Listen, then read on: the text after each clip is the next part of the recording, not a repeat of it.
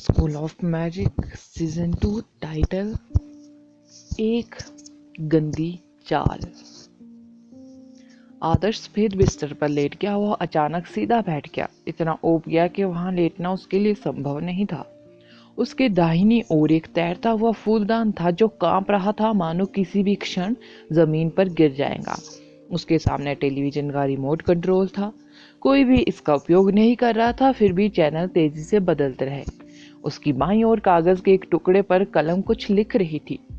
ठक ठक ठक, कोई उसके दरवाजे पर दस्तक दे रहा था। आदर्श ने तुरंत टेलीकिनेसिस स्पेल का उपयोग बंद कर दिया। फूलदान जमीन पर गिर गया और टुकड़े टुकड़े हो गया। रिमोट कंट्रोल मेज पर गिर गया और पेन कागज पर। सब कुछ सामान्य हो गया। बर्मा मनमोहन एक और बढ़िया सूट पहने हुए लगभग 27 साल के एक आदमी के साथ आया। जब उन्होंने देखा कि आदर्श जाग रहा है तो वह मुस्कुराया। यह मेरा चचेरा भाई राजमोहन है, बर्मा मनमोहन ने परिचय दिया। बहुत बहुत धन्यवाद। अगर मैं वंश को खो देता तो मुझे नहीं पता कि मैं क्या करूँगा। कृपया हमें बताएं कि क्या हम आपकी किसी तरह से मदद कर सकते हैं। हमारा बर्मा कबीला भी एक प्रसिद्ध कबीला है। हम अत्यंत आभारी हैं। हमें आपकी महान दयालुता का बदला अवश्य चुकाना चाहिए।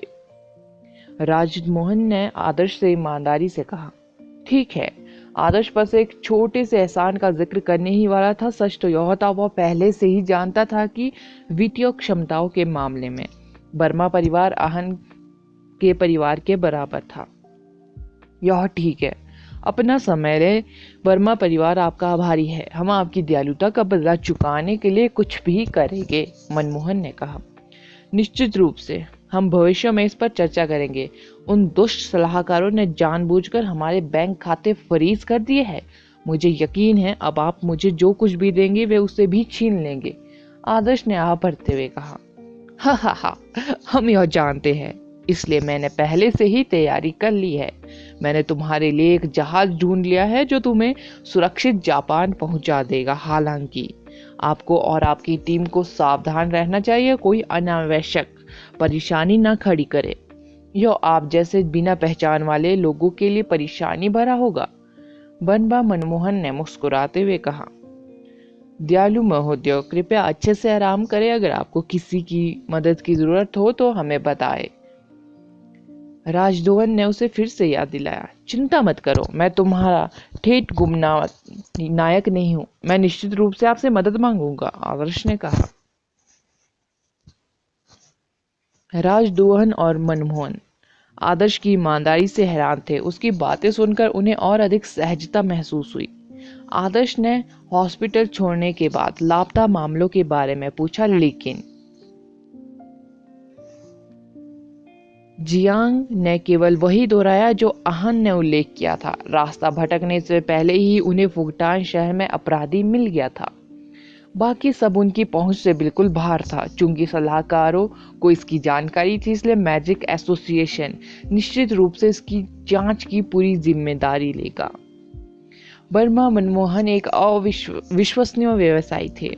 लापता शिशुओं के बारे में सच्चाई सामने आने के बाद उन्होंने तुरंत बर्मा समूह की ओर से पीड़ित परिवारों की सहायता के लिए एक कोष की स्थापना की। उन्हें फुगटान शहर के निवासियों का तुरंत समर्थन प्राप्त हुआ। फुगटान शहर के छिपे हुए खतरे को साफ कर दिया गया। मनमोहन के योगदान से इस शहर जल्द ही ठीक हो जाएगा। आदर्श ने पूरी तरह से ठीक हो जाने के बाद समूह जहाज पर चढ़ गया और प्रशांत महासागर के लिए प्रस्थान कर गया। फुगटान शहर में कोई भारी उद्योग नहीं था, इसलिए आकाश और समुद्र अत्यधिक नीले थे। जैसे ही वे धीरे धीरे सुरक्षित क्षेत्र से बाहर निकले, जुड़े हुए आकाश और समुद्र के सुंदर दृश्यों का आनंद लेने के बाद सभी को तुरंत बेहतर महसूस हुआ। टीम की सभी लड़कियां सुंदर थी। रेनू ने हमेशा की तरह सेक्सी बिकनी पहनी हुई थी। आंखों को ढकने वाला पोज लोरा कवरिंग दो बेवकूफों आहन और आदर्श ने कभी भी अपनी विकृत निगाहें नहीं हटाई। उन्होंने लगभग अपनी आंखें रेनू की गहरी दरार के अंदर दबा दी थी। जेड सफेद त्वचा की दो पहाड़ियां बहुत आकर्षक थी। जब अनिकेत ने दो बेशरम चुभनों को उनकी बेशरम हरकतों से देखा तो वह परेशान हो गया, जैसे कि वह आत्मनिहित हो। गधा फिर से हरकत कर रहा है। आन का अनिकेत से पूरी तरह नाता टूट गया था। उसने उस पर मित्रतापूर्ण दृष्टि भी नहीं डाली। आदर्श ने मुस्कुराते हुए कहा, उसके साथ खेलने का समय आ गया है। यो अनिकेत, मेरा मानना है कि आपने पिछली बार शर्त हारने के बाद अपना वादा नहीं निभाया है। मैं कब से हार गया? अनिकेत ने गुस्से से कहा। मेरे पास 4 पिताशय थे, आपके पास 3 थे। क्या यह स्पष्ट नहीं था कि आप शर्त हार गए थे? अगर आप मूर्खतापूर्ण अभिनय करना चाहते हैं तो बस यह कहे, मुझे लगता है कि इस तरह का मर्दाना दांव आपको बिल्कुल भी शोभा नहीं देता। आदर्श ने मजाक उड़ाया। अनिकेत की अभिव्यक्ति अप्रिय होगी। उसने खट्टी आवाज में मांग की, कहो क्या चाहते हो? आदर्श अनिकेत के ऐसा कहने का इंतजार कर रहा था और उसने अनिकेत को करीब आने के लिए कहा। अनिकेत को तब बुरा लगा जब उसने आदर्श के चेहरे पर विभत्स भाव देखा, जैसा कि अनिकेत ने सोचा था। आदर्श की बात सुनने के बाद उसने जोर से अपना सिर हिलाया। ठीक है, तुम यह दिखावा मत करो कि तुम मेरे सामने फिर से श्रेष्ठ हो। तुम में कोई हिम्मत नहीं है, आदर्श ने उदासीनता से कहा। अनिकेत गुस्सा हो गया था। उसने दांत भींचकर कहा, अगली बार मैं तुमसे जरूर कुछ बुरा करने को कहूंगा। इसे लाओ, मुझे अपनी दिल की धड़कन की अनुभूति पसंद है। आदर्श ने शेखी बगारी। आन को पता नहीं था कि आदर्श ने अनिकेत से क्या करने के लिए कहा था। जब उसने अनिकेत को डेक की ओर जाते देखा तो उसने आदर्श से पूछा, ध्यान से देखो, यह दृश्य केवल एक क्षण के लिए ही रहने वाला है, इसे देखने से न चूके। आदर्श ने आन से रहस्यमयी ढंग से कहा। आदर्श आन और भी अधिक कंफ्यूज हो गया। वह बस पूछने ही वाला था कि तभी उसने डेक से रेणु की चीख सुनी। आहन ने ध्वनि की ओर देखा और देखा कि अनिकेत फिसलते समय रेणु की बिकनी को उतार रहा था, जिससे 2 बड़े स्तन दिखाई दे रहे थे जो कांप रहे थे, जैसे कि वे एक बड़े डर का अनुभव कर रहे हो। दुर्भाग्य से आहन ने बहुत देर से प्रतिक्रिया व्यक्त की।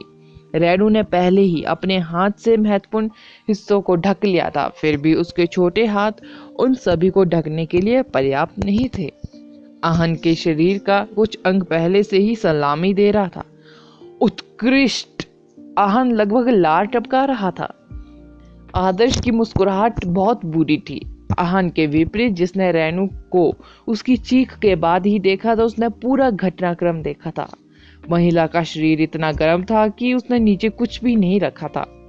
यह बहुत अफसोस की बात थी कि अनिकेत इसके प्रति पूरी तरह से प्रतिबद्ध नहीं था। उन्होंने बिकनी आधी ही उतारी थी, अन्यथा वे थोड़ी देर और इस दृश्य का आनंद ले सकते हैं।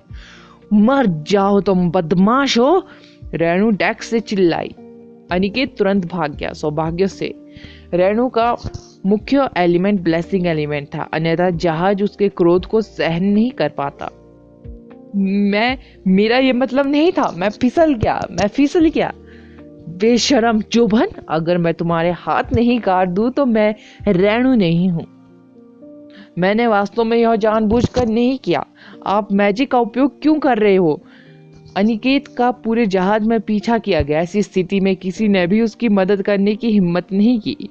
आहन का हंसी के कारण लगभग दम घुट रहा था। उसने आदर्श को थम्स अप दिया।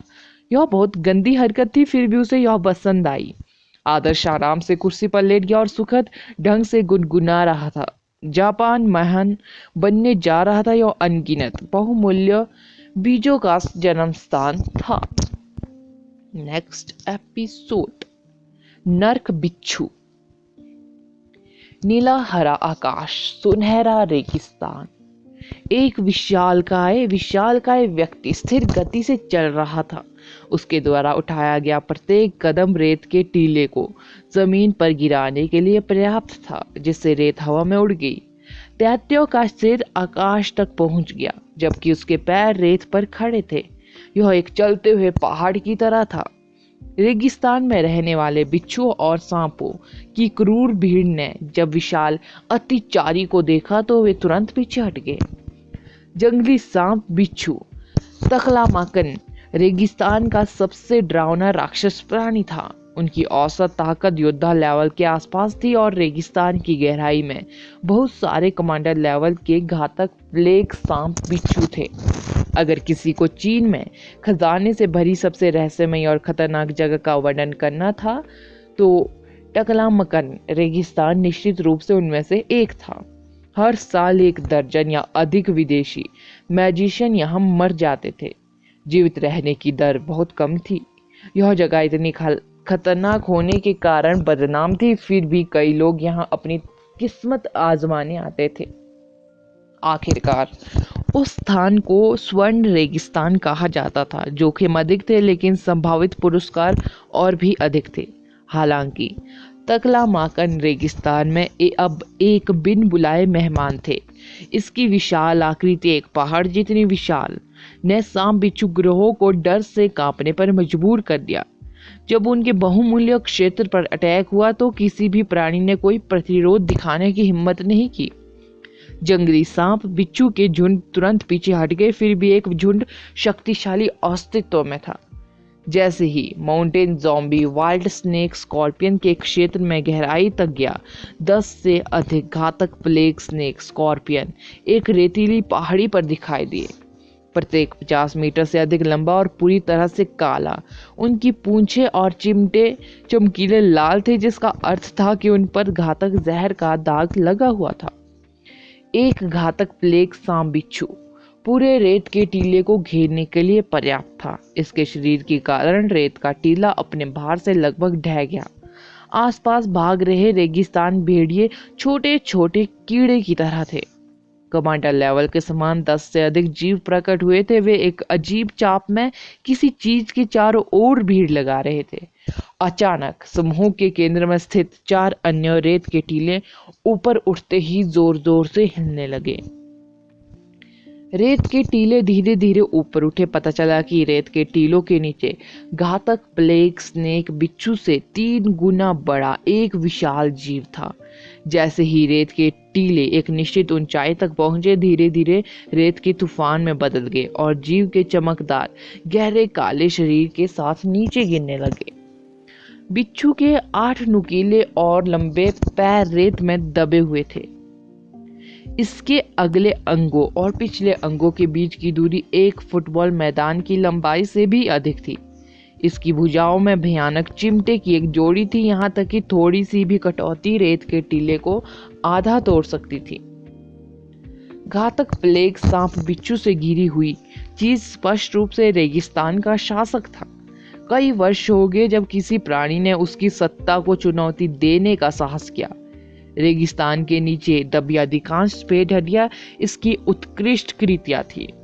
नर्क बिच्छू, यह एक कुख्यात नर्क बिच्छू था और अब नर्क बिच्छू को धमकी दी जा रही थी। यह आक्रमणकारियों को घेरने के लिए अपने कमांडरों को साथ लाया था। आक्रमणकारी का आकार चौंकाने वाला था। हेल स्कॉर्पियन पहले से ही बहुत बड़ा था, फिर भी यह पहाड़ जैसे ज़ॉम्बी से बहुत छोटा था। हेल स्कॉर्पियन ने आक्रमणकारियों पर भयंकर दहाड़ लगाई और प्राणी को बताया कि उसके क्षेत्र में अतिक्रमण किया है। माउंटेन ज़ॉम्बी रुक गया। इसने टकलामकन रेगिस्तान के शासक की ओर उदासीनता से देखा।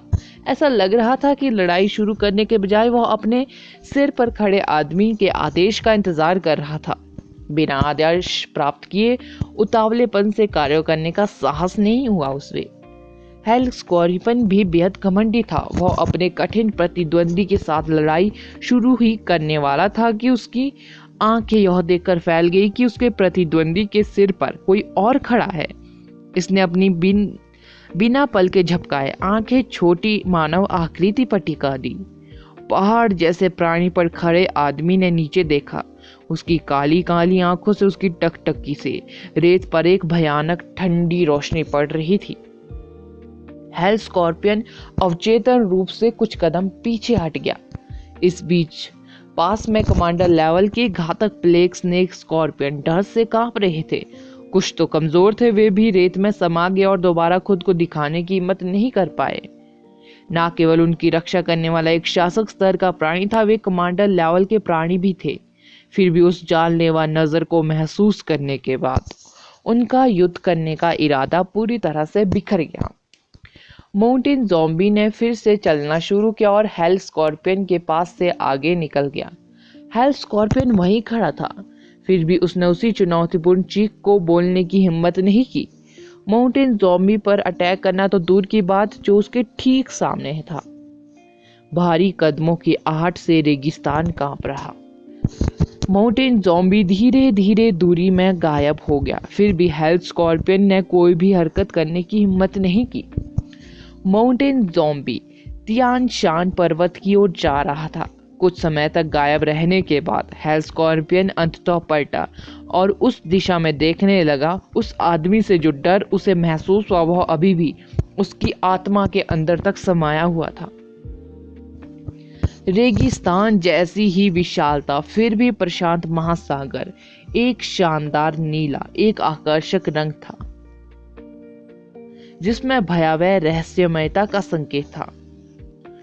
दूसरी ओर आसपास ना तो कोई द्वीप और ना ही कोई बादल दिखाई दे रहा था, मानो एक विशाल नीले कैनवस में धंस गए हो, जिससे दिशाएं बताना असंभव हो गया हो। केवल अंतहीन लहरें ही जहाज को आगे बढ़ा रही थी। आदर्श पहाड़ों से आया था। यह उसका पहली बार था जब वह समुद्र में जा रहा था। वास्तव में वह शुरुआत में काफी उत्साहित था, फिर भी उसने अपना अधिकांश समय दूसरों के साथ ताश खेलने में बिताया। कोई इंसान नहीं, कोई समुद्री राक्षस नहीं, कोई द्वीप नहीं, वहां बस पानी ही पानी था। दिन असहनीय थे। आदर्श को समझ नहीं आया, क्या सच में उन्हें ट्रेनिंग के लिए इतनी दूर जाना पड़ा? क्या जापान तक एरोप्लेन ले जाना अधिक कुशल नहीं था? अंत में वह केवल ताश खेल सकता था या जहाज पर कल्टीवेशन कर सकता था? यह पूरी तरह से उबाऊ था। वैसे क्या आप वाटर मैजिशियन जहाज को तेज नहीं चला सकते? आदर्श ने सुझाव दिया, जिसका धैर्य खत्म हो चुका था। यह मुश्किल नहीं है, लेकिन यह थका देने वाला है, आहान ने कहा। बस इसे कल्टीवेशन करने का तरीका मानो। इस दर से जापान पहुंचने में कितना समय लगेगा? आदर्श ने उकसाते हुए आहान को कहा। हमें प्रयास करना चाहिए। अन्य लोग सहमत थे कि जहाज बहुत धीमा था। वाटर एलिमेंट वाले लोगों ने बारी बारी से अपना मैजिक चलाया और जहाज को एक तीर की तरह समुद्र में दौड़ाने वाली स्पीड बोट में बदल दिया। डेक पर खड़े होकर लहरों को उनके चेहरे पर पानी के छींटे पड़ने के कारण आधे में विभाजित होते हुए देखना बहुत अच्छा लग रहा था।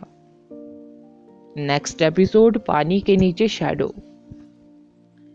स्पीड बोट में बदलने के बाद जहाज बहुत तेज था, फिर भी विमान लेने की तुलना में यात्रा बहुत लंबी थी।